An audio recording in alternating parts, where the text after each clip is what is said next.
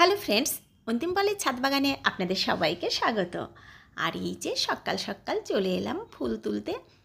আর এই যে কিছু কিছু অভ্যেস দেখবেন আমাদের হয়ে যায়, সেগুলো না করলে ভালো লাগে না। সেই রকমই একটা অভ্যেস হচ্ছে এই যে ফুল তোলা।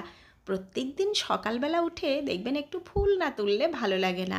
সে যদি হয় আবার নিজের গার্ডেন থেকে আর নিজের হাতে বানানো গাছ, তাহলে তো তার মজা আরোই বেড়ে যায়। আর বিভিন্ন রকমের এই যে জবা ফুটছে, বিভিন্ন রকমের ফুল কিন্তু প্রত্যেক দিনই গাছ থেকে পাই। অল্প হলেও ভ্যারাইটিটা বেশ অনেক রকমই হয়।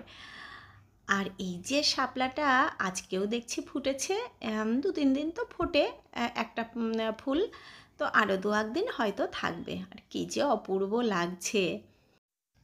তো একটা খুবই গুরুত্বপূর্ণ কাজ চলুন করে নেই। ফিরে যাই একটু বিকেলবেলায়। তো এই যে চলে এসেছি বিকেলবেলায়, আর কাজ তো প্রচুরই রয়েছে, মানে খুবই দরকারি কিছু কাজ রয়েছে, কিন্তু এখন তো আর সেগুলো সব করা যাবে না, কারণ সন্ধে হতে খুব বেশি দেরি নেই। তো যেটা আমার প্রথমেই করতে হবে, এই দেখুন এখানে রয়েছে খানিকটা কিচেন ওয়েস্টের মাটি, একেবারে তৈরি করা মাটি। তো আজকে আমার কিছুটা কিচেন ওয়েস্টের মাটি লাগবে। এই মাটিটাকে চলুন দিয়ে দেব একটা জায়গায়। আর সেটা হচ্ছে এই যে আমার চিচিঙ্গা গাছটা, এই দেখুন চিচিঙ্গা গাছটা কিন্তু বেশ বড় হয়ে গেছে, আর মাটিটা অনেকটাই কমে গেছে, কারণ যখন এই যে বসিয়েছিলাম চিচিঙ্গা গাছটা, তখন কিচেন ওয়েস্টের মাটি এই যে গার্ডেন ওয়েস্ট দিয়ে তৈরি করেছিলাম, তো মাটিটা অনেকটা বসে গিয়ে এখন কমে গেছে। আর এখানে হয়েছে 2 গাছ, তো 2 গাছের জন্য কিন্তু আর একটু মাটি দরকার। আর গাছগুলো খুব ভালো চেহারা হচ্ছে। আর এই যে মাটিটা দিলাম, এটা তো ভীষণ পুষ্টিকর, বেশ অনেক দিন হয়েও গেছে মাটিটা তৈরি করা। তো এখন দিলে আশা করছি গাছের কোনোই ক্ষতি হবে না। তো দিয়ে দিলাম অনেকটাই, বেশ কিচেন ওয়েস্টের গার্ডেন ওয়েস্টের এই যে বানানো যে মাটি। আর যেটা যে নিচে থাকলো, এটা এখনও ভালো করে ডিকম্পোস্ট হয়নি। এই দেখুন এগুলো এই যে গার্ডেন ওয়েস্টের বড় বড় গাছ যে দিয়ে রাখি, ওগুলো ডিকম্পোস্ট হতে একটুখানি কিন্তু সময় লাগে। তো এর ওপরে আবার কিছু দিয়ে আবার একটা বেড তৈরি করে নেওয়া যাবে। তো এটা রেখে দিলাম এখানে। আর একটা কাজ প্রত্যেক দিনই ভাবছি করব, কিন্তু করা আর হচ্ছে না। সেটা হচ্ছে এই যে বেডটা, এটা কিন্তু বেশ অনেকটাই জায়গা আছে এখানে। তো এই বেডটাকেই আজকে একটুখানি পরিষ্কার করে খুঁড়ব। আর এই যে বেডটা প্রথম যখন আমি বানিয়েছিলাম, অনেকেরই হয়তো আপনাদের মনে থাকলেও থাকতে পারে, যদিও অনেক দিনের কথা, শুধুমাত্র নিচে পেতে দিয়েছিলাম আমি প্রচুর পরিমাণে আখের পাতা। আখের পাতাগুলো যে আমি একটু আটি বেঁধে রেখে দিই, ওই আটিগুলো পরপর সাজিয়ে দিয়েছিলাম। আর ওপর দিয়ে খুব অল্প মাটি দিয়ে ওখানে ধনিয়া পালং এইসব করেছিলাম। তো সেইগুলো সব ডিকম্পোস্ট হয়ে এই যে মাটি হয়ে গেছে। তারপরে গত বছর যখন বসিয়েছিলাম সবজি, তখন আবার কিছুটা মাটি গোবর সার দিয়েছিলাম। তো দেখুন এখন আর কী দিয়ে যেই বেডটা তৈরি করেছিলাম তা কিন্তু বোঝার উপায় নেই। তো এত বড় বড় বেড কিন্তু আমরা গার্ডেন ওয়েস্ট, কিচেন ওয়েস্ট, তারপরে কোকোপিট, গোবর সার, এইগুলো দিয়ে খুব হালকা করে তৈরি করতে পারি। আর এই যে বেডটা, এর মনে হচ্ছে আয়ু আর বেশি দিন নেই, কারণ এই যে চারপাশ দিয়ে ছেড়ে যাচ্ছে অনেকটাই। আমি একটু প্লাস্টিক দিয়ে, কোথাও একটু শুকনো ঘাস টাস দিয়ে আপাতত কোনো মতে এটা রেখে দিলাম। এই সিজনটাই যাবে, তারপরে কিন্তু এটার শেষ, আর কিছু করা যাবে না। আর এই যে এই রকম টিনের যদি আপনারা করতে চান, তাহলে সেটা কিন্তু রং করে দিলে অনেক দিন তার লংজিভিটি বেড়ে যাবে। কারণ এই যে সরাসরি যদি এতে জলটা না পায়, তাহলে ওটা অনেক দিনই যাবে। কিন্তু আমার যেহেতু তখন রং ছিলও না, হাতে করতে পারিনি, তো এই যে তাড়াতাড়ি নষ্ট হয়ে গেল। আর দেখতে পেলেন পুরো বেডটা কিন্তু আমার মোটামুটি খুঁড়ে আপাতত একটু রেডি হয়ে গেল। এবার ওর মধ্যে একটুখানি গোবর সার মিশিয়ে কিছু একটা বীজ আমি বপন করে দিতে পারবো। আর এই যে মাটিটার থিকনেস খুব বেশি নেই, তো ওখানে আমি দিতে পারবো শাক জাতীয়, লাল শাক বা শীতের সময় যে ধনিয়া পালং এইরকম। আর যদি একটু যে বেগুন, লঙ্কা এইগুলো যদি দিতে হয়, তাহলে আরেকটু থিকনেসটা বাড়িয়ে দিলে মাটিটার ভালো হয়।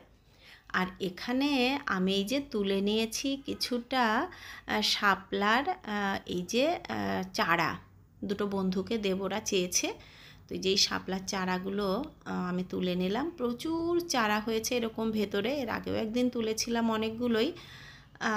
তো কিছুটা তুলে দিলে বরং আমার যেগুলো বড় বড় গাছ হচ্ছে সেগুলোতে বেশি আরও ফুল পাওয়া যাবে। অতিরিক্ত গাছ হয়ে গেলে জায়গা পাবে না, তখন আর ফুলটাও কিন্তু খুব বেশি পাওয়া যাবে না। তো আজকেও এই যে বাগানে বেশ দুটো দরকারি কাজ কিন্তু হয়ে গেল। তো এই যে এইরকম ছোট্ট ছোট্ট কাজ যদি আমরা প্রত্যেক দিন এসে কিছু না কিছু করতে থাকি, দেখবেন বাগানটা কখনোই আপনার চাপ হবে না। আর সব সময় আপনার বাগানে সব কিছু একদম রেডি থাকবে, মানে বেড রেডি থাকবে। তারপরে যে গাছগুলো এই যে আমরা বসাচ্ছি তার ছোট্ট ছোট্ট কেয়ারেই কিন্তু আমরা প্রচুর পরিমাণে সবজি পেতে পারি। আর এই দেখুন এদিকে একটা উচ্ছে হয়েছে একেবারে দারুণ। এই যে দেখিয়েছিলাম ছোট্ট যখন হয়েছিল, সেটা যে এত বড় হবে ভাবতে পারিনি। এই যে গ্রো ব্যাগে হয়েছে, খুব সুন্দর হয়েছে উচ্ছেটা। এটা মনে হচ্ছে ওই করলা টাইপের উচ্ছে, যে ছোট ছোট হয় সেগুলো তো আমার আর একটা গাছ হয়েছে আপনাদের দেখিয়েছি, ওখান থেকেও কিছুটা তুলবো। আর এখানে দেখতে পাচ্ছি আরও দু চারটে কিন্তু ছোট্ট ছোট্ট পড়েছে। আর এই দিকে দেখুন কালকেই আমি তুলে নিয়েছিলাম বেশ কয়েকটা, আজকে কিন্তু আবার তোলার মতো হয়ে গেছে আরও কিছুটা। তো ধরছে তো প্রচুরই। আর যেগুলো প্রথম দিকে একটু দু একটা ওই যে হলুদ হয়ে গেছিলো, আপনাদের বলেছিলাম ওই যে বুস্টার বা বাম্পার 1 লিটার জলে 1 ml করে দিয়ে দেবেন, তাহলে দেখবেন ওই হলুদ হওয়াটা বন্ধ হবে, ফলটা দাঁড়াবে। সেটা এই যে উচ্ছে গাছ বা ঝিঙে গাছ যে কোনো গাছেই দিতে পারেন। আমার যেমন ঝিঙেগুলো এখন হচ্ছে না, তো আমাকেও হয়তো এরকমই কিছু দিতে হবে। আর এইদিকে ছোট্ট একটা ডাল বেঁচে আছে কাগজ ফুলের, এই দেখুন কি সুন্দর লাগছে, প্রচুর ফুল হয়েছে।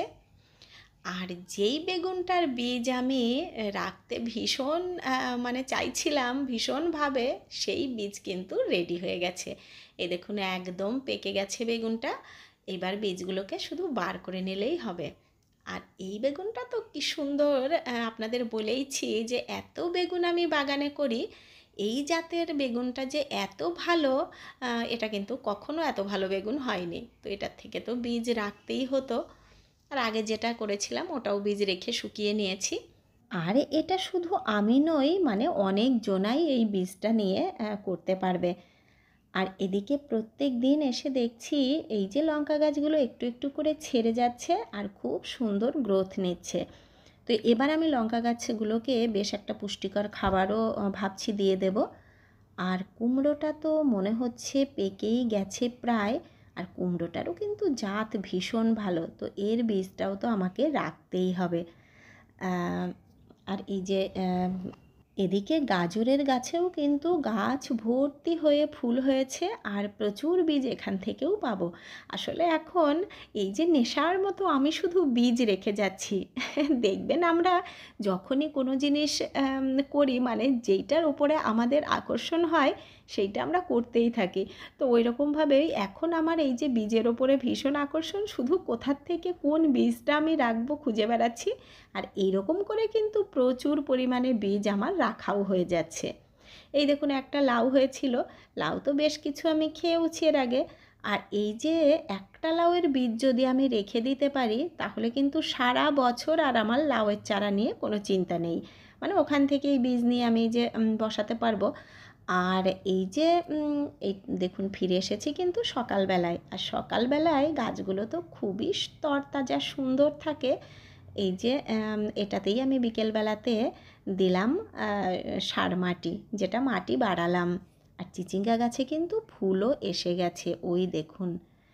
আর সেজন্যই একটু মাটি ওই যে বাড়িয়ে দিলাম, তো বিভিন্ন ডগায় ডগায় দেখলাম ফুল আসছে। আর ওদিকে দেখতে গিয়ে দেখলাম আর একটা উচ্ছেও এখানে তোলার মতো রয়েছে। আর এদিকে তাকাতেই দেখলাম খুব সুন্দর একটা, এই দেখুন কুমড়ো পড়েছে, এটা তো আমার চোখেই পড়েনি।